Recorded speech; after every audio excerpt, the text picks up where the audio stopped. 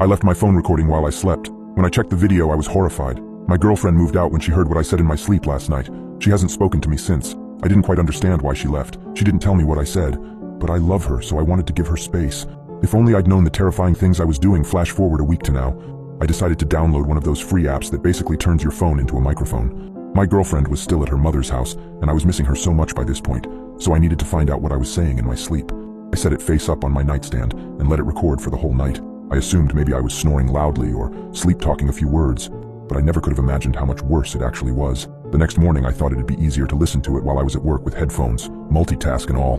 The first night was pretty boring. I got one of the free apps that doesn't record only when there's sound, it just records non-stop. But there was nothing on the first night, which was weird since my girlfriend said I was unbearably loud. So the second night I did the same thing, set it on my nightstand, listened to it at work, and after a lot of fast-forwarding, I found one spot where I was mumbling something totally incoherent.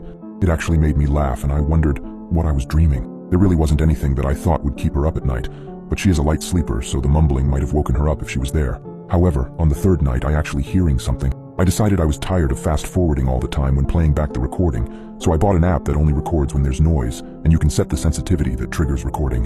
It was kind of neat, but I thought a little steep for the $5 that I paid for it. I didn't set the sensitivity quite low enough because all I got was some very faint mumbling again, smuthun in the beeth rule and silly stuff like that, although a little more frequent than the previous night.